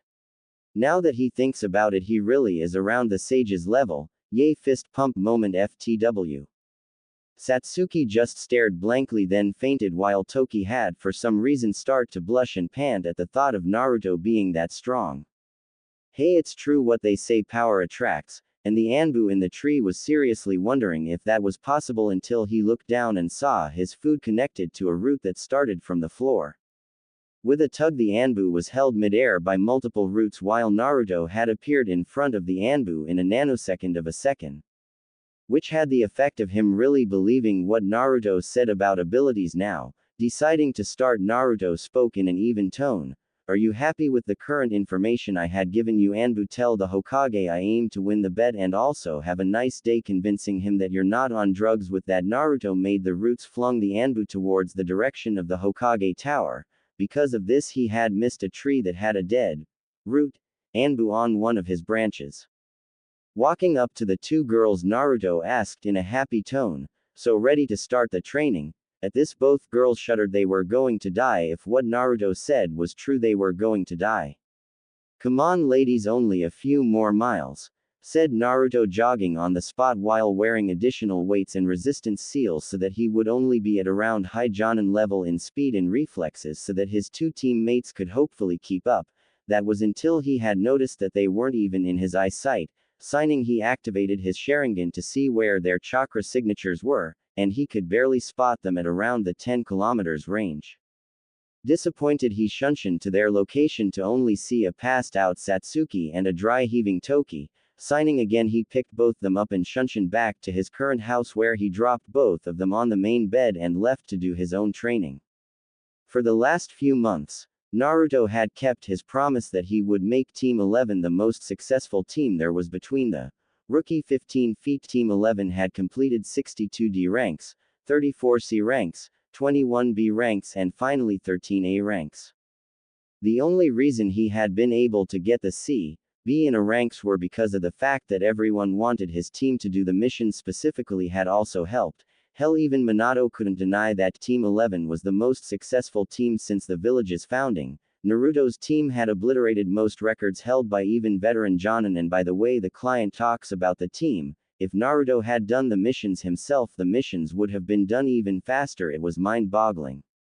Hell, his own daughter's team had not even done over 5 C ranks, and he himself trained his daughter to about a low Jonin level, while Kakashi had trained Sasuke to about a high Chunin level and Sakura, the other student, to a solid Genin level, but that was only due to the girl's fangirlism that she had on Sasuke.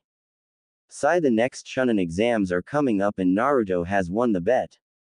Might as well give him the scroll he wants now, said Minato in a self-pondering tone as he had no way to win the bet between himself and Naruto. With another sign he called the Anbu. Sparrow, go get Genin Naruto Uzumaki. With the command done, Sparrow had used a shunshin to appear next to Naruto to only drop his jaw at what he saw.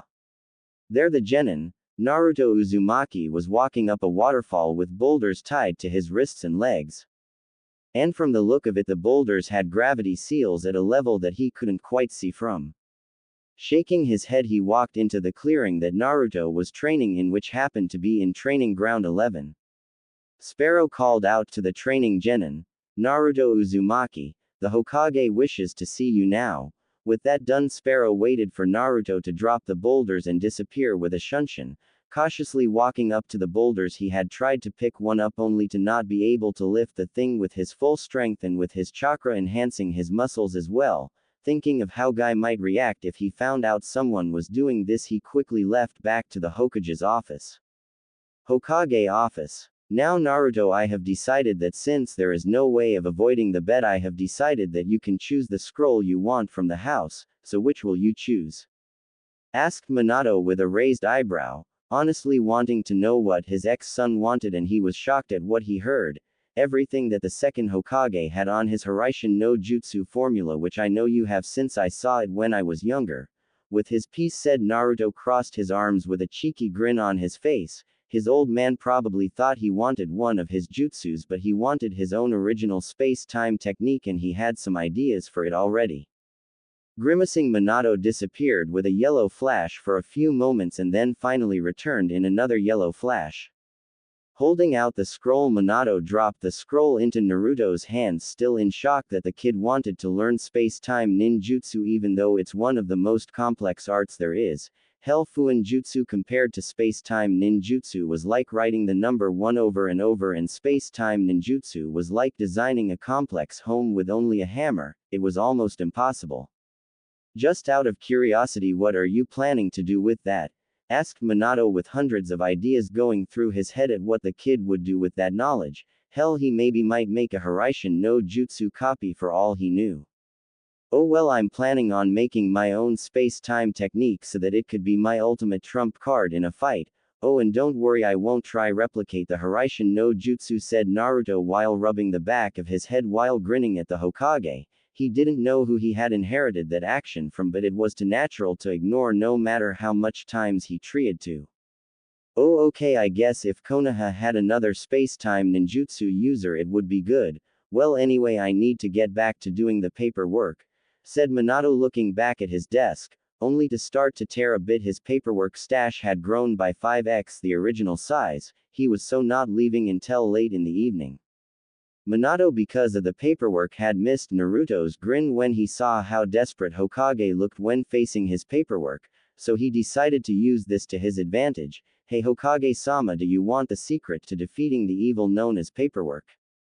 Asked Naruto in a hushed tone, which instantly made Minato grab him by the shoulders and start to shake him. Please tell me the secret to defeating this evil known as paperwork. Screamed Minato while crying. He would do anything to find out how to defeat the evil known as paperwork. Hell, he would have fought all tailed beasts at the same time for a chance at finding the way to beat paperwork. Slowing his shaking, Naruto stood up and had pointed up 3 fingers. Okay, but I want 3 things. 1. I want Senin travel rights. 2. I want 3 U's from you in which I can get anything I want at a later date. 3 feet. Grinning evilly, Naruto said what his last of his requests. 3. Throw apple pie at your wife and daughter in the middle of the street with me recording it, along with me putting a seal on you that will erase the secret I tell you if you try to tell others. This also counts writing, motioning, and well, practically anything revolving the secret. With his request done, he saw Minato pale at the last request. Was it truly worth it to throw apple pie at Kushina and Mito's face and get a seal on him that will erase the information of the secret if he told anyone? Looking at his desk one more time, he knew the answer. Yes, Naruto-sama, tell me the secret. All 3 of your requests done and agreed to, please tell me, said Minato with as much emotion as he possible could. He doesn't care about the pie. Looking at his desk, or what used to be his desk, he could only see mountains of paperwork growing before his eyes. It was too much for him. Grabbing 3 Hokage U's in his pen, he had started writing up Naruto's traveling rights in U's. After that was done, Naruto placed the seal on his wrists and told the Hokage about the seal reacting if anyone tried to take it off him that wasn't him, it would erase the knowledge anyway. Naruto, grinning, placed his hands around the Hokage's eye and whispered 2 words, Kage, Bushin. Also, I expect the pie in the face at 3 p.m. After that, Naruto dashed to his study, leaving a silent Minato. Slowly, Minato told everyone of his Anbu to leave him. With a nod, all the Anbu left. Making sure he was alone, Minato summoned 4 Kage Bushin. You know what to do, said Minato in an even tone. As soon as his clones started working, he left with a shunshin and appeared in a pastry shop buying 2 apple pies. He had told another pair of cage bushins to get his wife and daughter. He could see Naruto a few meters away from him with a camera out ready for the scene waiting to be shown. Kushina and Mito had arrived and only managed to say 2 words before getting apple pie to the face. Everyone was quiet, well except Naruto, who was crying on the floor laughing while still holding on his camera on the scene what was happening in front of him. A few seconds later Minato yelled out before running away, "Blame Naruto with his bets." With that he flashed away only to miss Naruto's pale face. While the 2 red-headed women had slowly gotten up and stared at him. At this he knew he was screwed if he didn't leave now, so with a 2-finger salute, "Sorry I got to dash, but the pranking king from hell has much more work to do." With that he disappeared back to his house only to find it empty again. It was weird. Satsuki and Toki would only be around or in the house for at max, not including sleep, but then again they don't even sleep here sometimes, for about 3 hours before doing their team training and then leaving to wherever they went. It was weird for Naruto, especially since he was dating them both, but it must be a girl thing. Either way he enjoyed his time with them. Now all that there was left to do was get ready for the Chunin exams what were coming up soon. Sleeping in his study, which he had transformed into a new room due to Satsuki and Toki not wanting Naruto to sleep with them in the main room, which he understood because it would be quite weird if he did that without their permission. So with a sigh he started reading Lord Second's information about space-time ninjutsu. After all, he needed it for his next project named Time Devil. "So we all know why we are here, right?" asked Minato as he stared at the Jonin in front of him. It was finally the time of the Chunin exams once again, and he was feeling kind of, for some strange reason, tense. The only other time he could describe this feeling was when he defeated Iwa with his Hiraishin Jutsu during the Third Great Ninja War. Looking up, he finally decided to get the meeting started. "Does anyone recommend their teams to participate in the Chunin exams?" asked Minato, looking from left to right. He had an idea of who would most likely sign their teams up, but he still had to know. Finally someone spoke up. "I, Hatake Kakashi, nominate Team 7 for the Chunin exams." After this was said, the senseis of Team 8, Team 9 and Team 10 also had requested their teams to participate. After a bit of waiting another voice spoke up from the back. "I too would like to nominate my team to participate in the Chunin exams." After hearing that, everyone looked back, only seeing the face of Naruto Uzumaki. The most successful genin team leader to ever be recorded since the starting of Konoha as a whole. It was amazing. "Wait, Hokage-sama, I don't think that the teams are ready to participate," said Iruka, who had been helping with the paperwork that day. Even though he had been working for the past few hours, he had noticed that the usual mountain of paperwork that would normally be there every day be reduced to about 100 sheets at any given time. Maybe he figured out a way to beat paperwork.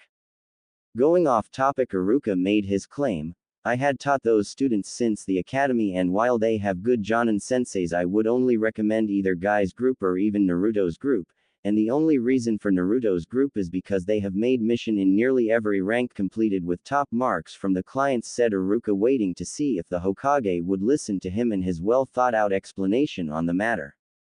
"Normally I would agree, but this year 3 teams are filled with clan heirs, and both Guy's team and Naruto's team are already fully prepared to take on the Chunin exams." With that said, he had instructed everyone to leave the room. Once everyone filled out, he summoned a carrier hawk and attached Team Naruto's Chunin exam application forms to the hawk's leg. Giving a signal, the hawk flew off to his targeted destination. "Let's tweak this a bit. Add a compactor seal here. And done. Finally, now all it needs is my blood and chakra," mumbled Naruto as he had finished possibly making the most complex seal since his father's Hiraishin.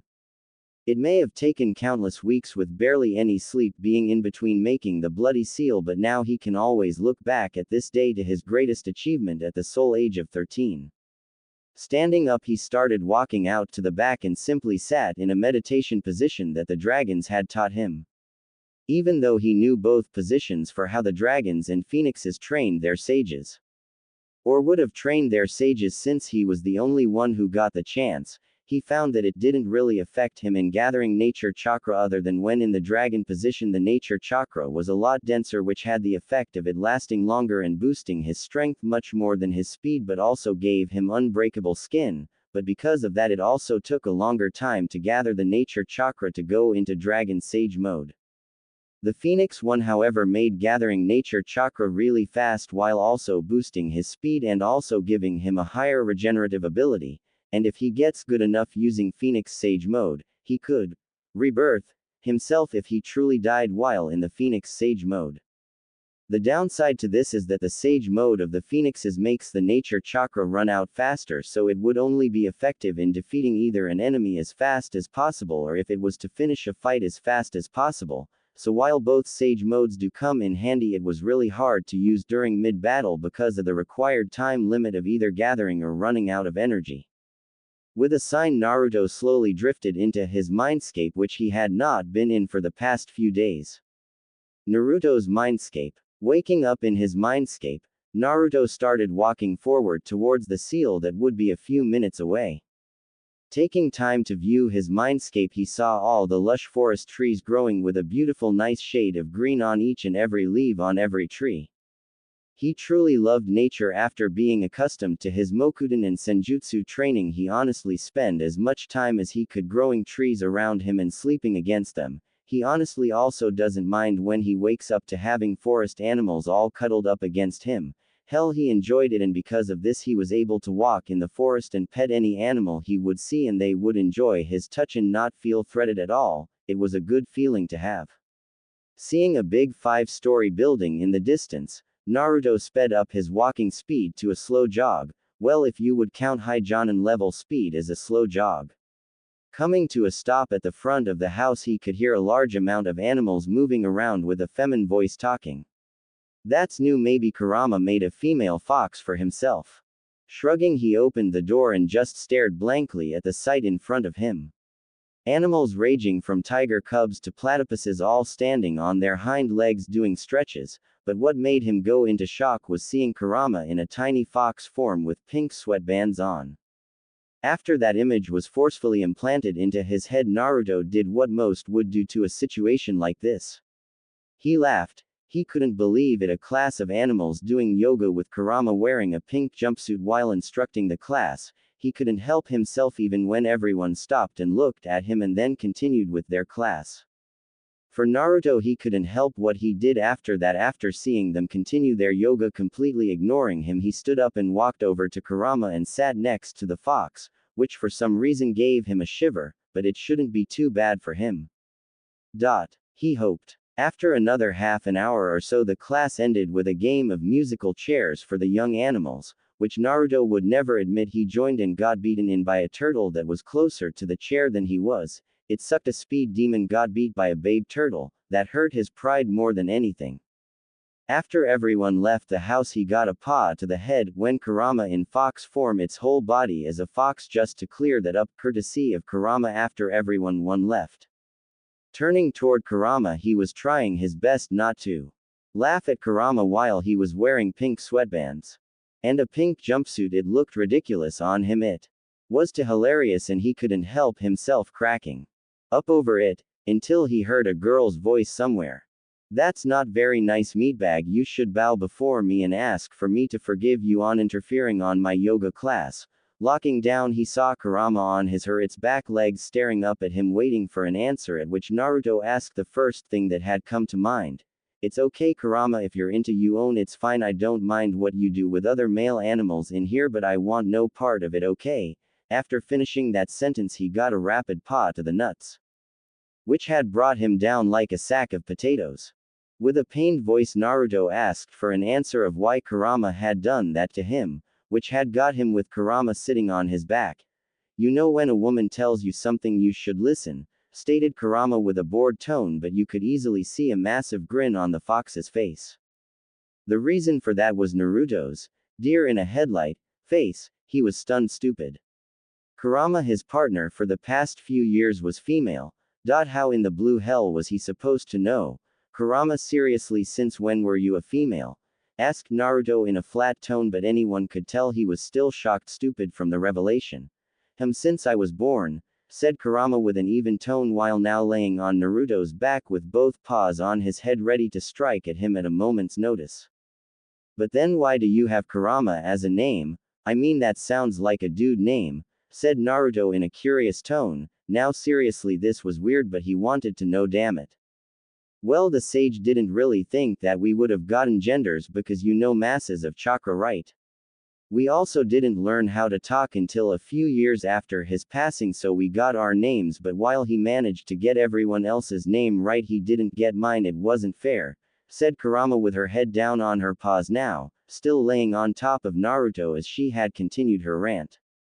But I wouldn't have noticed you for a girl if I didn't see it myself, I mean in you big form. Which I'm guessing you can transform into easily. Had such a deep voice that I instantly thought you were male, said Naruto while staring blankly to the wall ahead of him. Damn, Kurama was still laying on his back so he can't move at all. Well, if you think about it, I'm really tall and so is I guess organs, so my vocal cords are massive, so it must come out as a very deep voice, said Kurama with paw on her chin. Well, do you want a new name though? Asked Naruto while tilting his head to the side Abbott to see Kurama's face, which had a thoughtful look. After a few minutes of thinking, Kurama had accepted if it was a good name. Let's see, how about Kusumi, would that work? Asked Naruto with a raised eyebrow at the fox on his back. After a few seconds, however, the newly named Kusumi jumped up and down on Naruto's spine happily. Yes, that's the most perfect name for me, said Kusumi with joy. After the whole name thing, Naruto and Kusumi spent time with each other playing games like poker and just simply talking. It was the most fun he had in his life since meeting Shisui and Itachi when Itachi used to like him.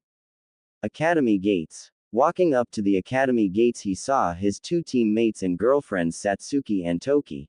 Quickly kissing them on the cheek, he slowly dragged them in towards the staircase. He instantly caught sight of a genjutsu and quickly passing by it, ignoring the ongoing drama there. Because he was still dragging both of his teammates, he had missed both Satsuki and Toki blushing when he went past the drama. Getting up to the second floor, he quickly found a random chunin who had to take their forms of entry for them, due to not having a Jonin sensei. After getting it all set up and ready, Naruto stared at the door with contempt, and with a grin he did a forward kick that sent the door flying through the room and out the window. Everyone was dead silent when he had walked in. I mean, who wouldn't? That was the most badass entrance anyone here probably had heard. Enjoying the faces of the other genin, he was about to sit down when he had heard the voice of a banshee. "Ino pig, get off Sasuke-kun!" screamed the pink-haired howler monkey, and the blonde-haired chick had latched onto Sasuke's back while walking into the class. Deciding not to get involved, he sat down and rested his head on his arms. Because of this, he had not seen Toki and Satsuki move closer to their group, although he had heard a person by the name of Kabuto talking about information cards that he had collected through his many times in the Chunin exams. Deciding to listen, he heard Kabuto talk about a red-head Sunanin by the name of Gaara and information about him. He was curious of what his card would have said, so he listened to what was on the card. Naruto Uzumaki, ex-son of the 4th Hokage and ex-brother to Konoha's Princess Mito Uzumaki Namikaze. His current levels are. After waiting for about a minute, Sasuke had to ask again, only for Kabuto to look directly at him and start paling. It was kind of hilarious if he thought about it, and with that he had fallen asleep. Time skip preliminary. Sorry, but I couldn't be bothered with Forest of Death or first part, but it's basically the same as canon, just that Naruto doesn't inspire everyone Mito did, and Naruto's group doesn't meet with Orochimaru or the other rookies at all, and they are 3 days early. Cough cough cough. Okay, I welcome you genin who had made it to the third part of the test. However, because there are too much people, we will have to have a preliminary to decide who goes to the finals. At this, Hayate, the protector, for the third Chunin exams, clicked a remote that had made a large flat screen descend from the roof and randomly scroll through names. In Naruto's opinion, the fights were quite boring, seeing as how they had ended all too fast for his tastes. However, to be fair, some matches were good, like Toki's versus a Kumo chick by the name of Kurai, but due to still being a fresh genin, even though they had done the most missions in a few months, she couldn't beat a more experienced genin. Satsuki was the same as she had fought Samui, their team captain, and only lost due to her overcompetence, and now she was suffering from electricity burns in the med bay. Looking up at the screen, he couldn't help but smile at what he saw. Naruto Uzumaki versus Kiba Inuzuka. Finally he got to fight. He was ready to go and show these people how badass he was, until he heard Kiba talk. Haha, we got this Akamaru, we got the dead last. Who cares about his mission ranks? He probably begged others to say he did those missions, said Kiba, with others nodding to what he had said. No one really saw Naruto fight, so it must have been bribes that gave him that mission ranks. Seeing that people agreed with Kiba pissed Naruto right off. He wasn't going to kick his now no. He was going to demolish him. Using a fire shunshin, he appeared on the floor waiting for Kiba to hurry up, which he seemed to take forever. However, he had saw that Toki was laughing, so he might as well let Kiba take more time in making himself look like a clown. Finally making his way down, Kiba started with his taunting. Dead last, how about you give up now and I don't make you look even more of a loser, said Kiba while trying to show off his non-existent muscles to the group. Can you hurry up here? I'm getting bored over here, said Naruto, making a deliberate yawn, which had gotten the attention from everyone including the other genin. But Toki's face was weird to him. It looked like she was annoyed he had interrupted Kiba's gloating, or she was annoyed he had made him stop making himself look like an cough. Okay, the match between Naruto Uzumaki and Kiba Inuzuka is now beginning. With that, Hayate jumped back, signaling the fight beginning. Naruto, still bored, appeared behind Kiba and kicked him with a corkscrew kick to the ribs, which left a loud cracking sound going through the area. Ah! Screamed Kiba as he held the left side of his ribs, which were probably broken by now. Staring blankly at the fact he just beat Kiba with a simple kick at like only 10% of his sealed state, it kinda worried him. I mean, seriously, he beat someone in one kick? Like, what the actual hell? That's not natural. Hayate, I don't think he can continue, said Naruto, scratching the back of his head as he watched Kiba squirm from the pain he was feeling. Finally getting back from the shock, Hayate had called the match winner Naruto Uzumaki. With that, the medics had come in, including Tsunade, as she wanted to see the damage the kid had been dealt with. Doing a quick medical scan, it shown that he had broken all his ribs on the left side, and the amazing thing was nearly every bone near the ribs had also been fractured to a point that they could break at the slightest touch. Carrying the boy to the med bay, Tsunade looked back at the shocked look Naruto had on his face. That instantly proved he didn't do that on purpose, but to have that much strength. It was amazing. While nowhere near her, it was a lot of strength, maybe even more than Guy's strength without his weights. Okay, final match, Mito Namikaze versus Omoi. Waiting for the two to appear, he had started the match. This will be way too easy. Sorry, but you're finished. With that, Mito ran at Omoi at Chunin level speeds and aimed for a haymaker straight to the head, which Omoi countered by striking his left knee, which had made Mito's haymaker miss its mark by a large amount. Throwing his knee up, Omoi kneed Mito straight in the jaw, then followed up with a sweep kick that had tripped Mito. Grabbing his sword, he pointed the tip at her neck. Sorry, but you have to surrender, and if you don't, I will have to land the killing blow, which would make the fourth Hokage kill me, and then the Raikage will fight the fourth Hokage, and then there will be the fourth Shinobi War, and then everyone will kill each other until we are all dead, and then the Raikage in his dying breath will send me to hell, and I don't want to go there, so please surrender, asked Omoi, which had made everyone who was listening into his random ramblings, which had Samui and Kurai blush a bit at his behavior while still pointing his sword at Mito's neck, only to hear a shout of Rasengan, and to feel an spiraling pain in his back before feeling his body getting destroyed from the inside. With a final push, Omoi flew off and smashed head first into the wall. Hayate, quickly calling medics in, had grabbed the destroyed Omoi and pried his body out of the now man-sized hole in the wall. After that match, every winner had been gathered up in the middle, ready for the name calls. Going up first, Naruto pulled out a 1. Next up was Hinata Hyuga, who funny enough got 2. He remembered her match quite well. It was against her cousin, who had a massive stick up his, but compared to Hinata it was a tiny twig. Sure, he kept talking about fate until Hinata told him to shut up, and then activated his curse seal and watched as he had pleaded for her to stop. it was sickening to watch, which is why he had challenged Hinata on behalf of the Hyuga's branch members. Now he gets the chance to do it. Stipulations for his win. A free chance at taking a try at taking their seal off. He loses, he is to be the main branch's personal slave and also be branded with their seal. Well, princess, good luck, said Naruto as he had left before the other matches were called up. If he had stayed, he might have seen Satsuki and Toki come out of the med bays with their cloths ruffled a bit. Time skip week 1. So Kusumi with Satsuki and Toki busy with woman stuff, and Shisui still on Anbu missions and Ayame on a business trip with old man Ichiraku. We got the entire time to train. So what do you think we should do? Asked Naruto while watching the clouds slowly float across the sky. To be completely honest, he had been already strong enough to beat every cage with his restrictions on, but he still liked to train. After all, he still needed to keep sharp and he could only get better. I mean, even he doesn't know what his full strength is, but he doubts he will see it unless he does it for no reason but to just see, but it was a waste if he did, so he decided against it. Naruto-kun, I have no real idea, said Kusumi as she lazily laid in her home on the couches still reading one of the books Naruto had absorbed when he had absorbed a soldier who would managed to get a lucky shot on him when he was just starting up. The book was called 50 Shades of Grey.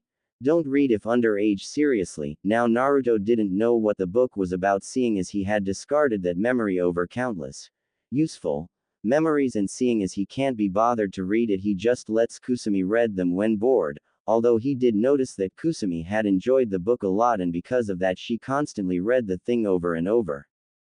Suddenly a thought struck him: the Kuchiyos, Edo Tensei. Since he had the blood of Hashirama and Madara in him, he could summon them to train with him. Okay, now what to use for the sacrifices part? As Naruto sat down, he had saw some of his clones of his training in Mokudan training and chakra control. He didn't know why, but because of his control, it was a massive habit of him to create clones to continue with chakra control. Next to the group were the medical group, which were just healing any animal that had been injured near his house. Looking to an injured rabbit which was bleeding then at his clones. A light bulb had appeared above his head, cutting his skin and draining some blood onto the floor. He had made 2 blood clones standing tall. After that he once again drained some more blood, which he had Kusumi mostly make it match Hashirama's and Madara's blood types. He quickly made the hand signs for the Edo Tensei, and soon a large cloud of smoke had appeared. Within the smoke 2 men had appeared, both looking completely different, apart from the same black-colored hair. Both men stood strong. The one on the left had long flat hair that had reached his shoulders with his covered forehead exposed. He had a strong-shaped jaw with black eyes.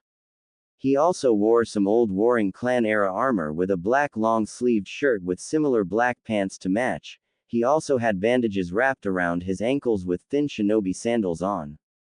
The other man had nearly identical clothing on, except on the armor there was the Uchiha clan logo showing.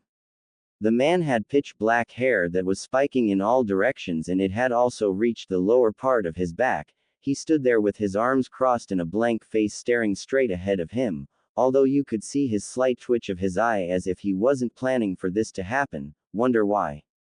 Deciding to start off, Naruto quickly jumped in front of both of them, only to sweat drop as both of them instantly saw the other and jumped to the opposite side of the clearing ready to face off. Until Naruto interrupted. Hi Hashirama, Madara, you guys there? Asked Naruto, tilting his head, which made both ancient shinobi look at him. Can you both please say something? I was kinda looking to talk to you both about something, asked Naruto while scratching the back of his head. Hashirama, deciding to find out how he was alive, asked, not to be rude or anything, but how am I alive along with Madara Tem? Asked Hashirama with a tilt of his head, ignoring Madara's eye twitch that had been more noticeable.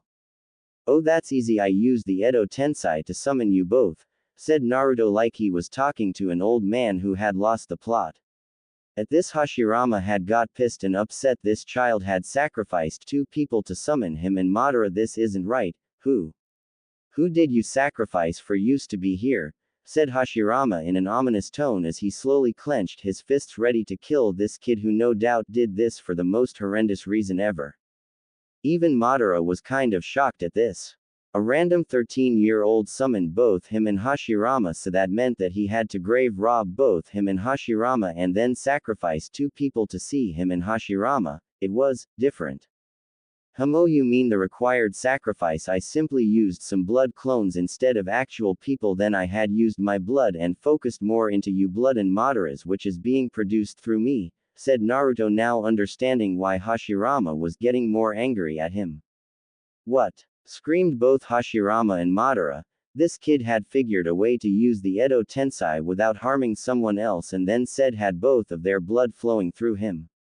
What the hell had happened while they were dead? Yay, it's no big deal actually. I was wondering if you both could help my training in Mokuten and the Sharingan, which I had advanced into the Mangekyo, and no, I didn't kill my best friend for it, I had simply found a better way to do it. So what do ya say? Asked Naruto, staring at them both with a grin. Honestly, it was cool having 2 living legends in front of him, even if he can kick their sure, I guess, but quick question, how did you get both mine and Hashirama Baka's blood?